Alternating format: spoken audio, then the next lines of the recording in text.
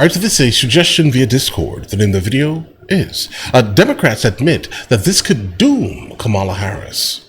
All right. Let's see what happened today. Well, it's now been 75 days since President Biden exited the presidential race and Vice President Kamala Harris stepped in. And still, she has yet to hold a single formal news conference. Now, a new report reveals that there is growing worry among Democrats that she's not doing enough to win this razor-tight election. NBC News out with this headline: Harris is playing it safe. Some Democrats worry that could doom her campaign. Hey guys, I can definitely tell you this right now. I wouldn't really call it a razor-thin election. I do think that the people that were going to vote for Trump initially are going to still vote for Trump. And the people that were going to vote for Biden are still going to basically vote for Kamala now, right? I think that's just how that works. It's really not as tight as you think it is. I don't think so, guys. I mean, people are stuck in their echo chambers. The most important thing definitely is to probably look at independents, such as I, right, who have the ability to kind of look at both sides of the situation at least. But yeah, you want to talk to independents, but I don't think that there are enough independents to actually like make that much of a difference, bro. One Democrat says Harris's campaign is, quote, trying to keep her away, while another lawmaker claims that it's been a, quote, mistake to shield her and running mate Tim Walz from interviews. And Joe Biden's former press secretary describes Harris's approach as, quote, duck and cover. Kennedy, this is interesting because recall in the beginning when we were told, if it's not broke, don't fix it. And that the reason that she was shielded is because, oh, hey, everything's fine, so let's keep it status quo. Are these leaks, are these sentiments set to urge a fire under her campaign? Do they think it'll work? I mean, they absolutely should. And Tim Walz didn't do her any favors this week at the vice presidential debate. He looked nervous. He looked unprepared. And I think that was a metaphor for the entire campaign because, you know, we've always made fun of politicians for running a 90s playbook. Well, she's actually running the 2020 playbook when they put a lid on Joe Biden at 3 p.m. And obviously, you know, his term has been extremely carefully managed. And you had people like the vice president and Karine Jean-Pierre saying, no, he's got more energy than we do. He runs circles around us. He's not running nowhere. Every single day.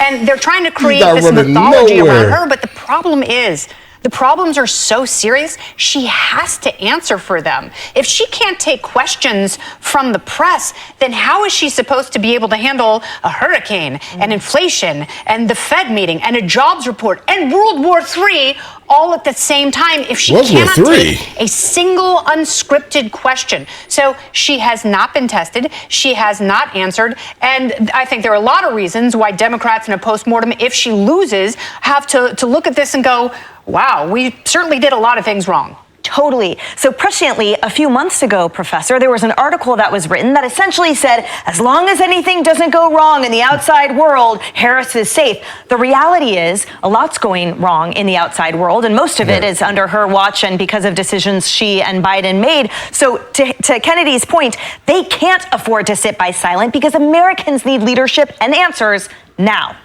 And think about all the crises, again, as Kennedy said, that the presidency has to face. We've got war in the Middle East, this hurricane, the economy, the border. And why we elect a president, again, is because we want to concentrate vast amount of authority in someone who can act quickly. If you're going to run for that great office with that responsibility and run a kind of Coke Zero campaign where there's no calories, there's no sugar, there's no nothing, right? It's just bubbly water. That's insulting to the American people. It assumes the American people don't care who they're voting for. They don't care about policies. But it's also insulting to the Constitution because the key point about having a presidency is that we, the people, can hold accountable someone who's responsible for what the government does. If you can run a campaign, we take no positions, have no policies, how can we hold her accountable? How are we going to be able to judge her performance should she be president? I think that's an even deeper worry. It almost makes it seem to me that her presidency will be failed if she gets into office. Oh, yeah, it's failed before it even started. And ironically, you mentioned, Harris, sort of what a slap in the face it was for Americans to have their vice president go to the border for the first time simply because all of a sudden she's campaigning. And then to everyone's point, but here we have these really incredible, volatile and just emergent situations. We really need a vice president. We really need someone. So if she doesn't know what to do at this point, and Biden doesn't know which storm just happened in the storm zone that he just left. Bro, Biden doesn't know what today is. Who's running the country? Amen. And is that group or those people, are they still going to be running the country if and when she gets back into office, not as VP, but as the top? That statement right there is exactly my biggest concern, because Biden does not have the ability to probably tie his shoe, bro. Okay, that's not a thing. I don't have any faith in that man at all under any circumstances, guys. All right. And so with that being said, and if Kamala can't actually answer any questions or do any type of interviews that actually, express who exactly she is, then why would anyone want to vote for her exactly? Like, what value would she bring to my day-to-day life other than raising my taxes and taking my guns or talking about taking my guns at least? What value does it have? I don't really see it, bro. I'm trying to look at it like, both siding it right now, guys, and I don't really see the value. I'm trying to find it. Right, but I just can't see it. But yes, I personally think whoever is actually currently how about this? Whatever think tank, let's say, is running the country currently, or maybe some AI system or something, right? Is running the country currently, it's going to be the same exact thing. I see no difference in any of the things that we are seeing on a day-to-day if Harris becomes president. I don't see it. Like that, those are some real concerns that we have to have happen now, have to ask about. So I look at what people do. Trump and the governor of Georgia, Kemp, will be down in Georgia together. And we've reported they've had some tough moments during the political season. They're together. I talked about unity in the GOP right now. We're seeing it. You saw DeSantis on earlier with me. You're seeing it pull together. Those Republican governors, those people are pulling together. J.D. Vance will be near the home of Laken Riley. You were talking about the border. That's where he'll be today. Also in Georgia. Kamala Harris will be in Michigan. I think that's really all you got to say. Kayleigh, talk to us about the political... Oh, her Michigan incident is going to ring bells, guys. If you have not encountered that, you should probably go try to see that immediately. Because, yeah. Political ramifications about the impact. What does this mean, do you predict, for the election? Look, Democrats are in panic mode. The Kamala campaign's in trouble, and they know it. It's a razor-thin race. This is why you see an NBC piece questioning her strategy. But it's not just this NBC piece. There's a lot more going on. Democrats are panicking because J.D. Vance trounced Tim Walz. Kirsten Welker over at NBC said she was lighting up with text messages of people saying they could not believe how good J.D. Vance was, and those people were Democrats. Politico said that Democrats were alarmed by how Walz performed. And then all of a sudden you have this new Politico piece come in about Walz and the Kamala campaign not knowing about all of his lies and mistruths before they chose him.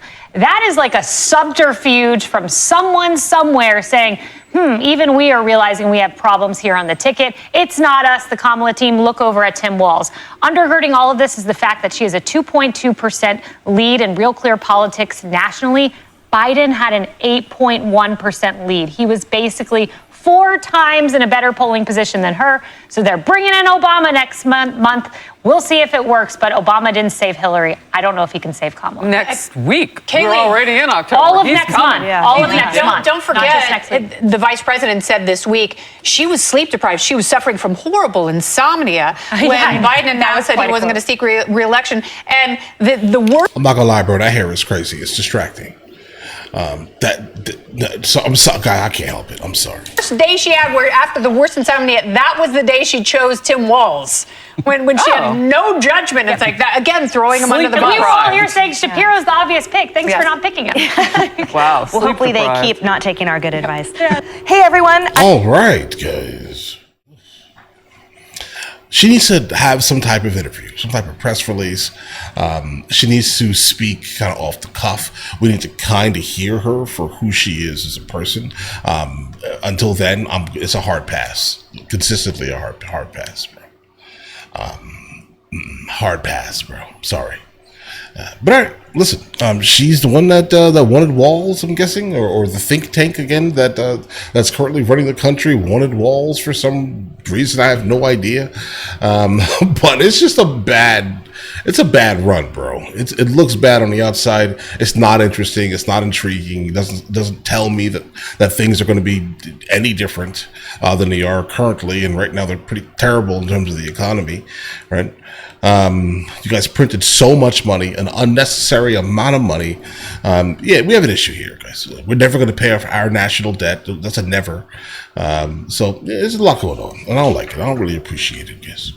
But listen, you guys all have an absolutely amazing day. Enjoy your day thoroughly. Guys, before we go, are you guys subscribed to the other channels? Logical Movie Reviews with Mr. L. Boyd, along with Mr. L. Boyd Music.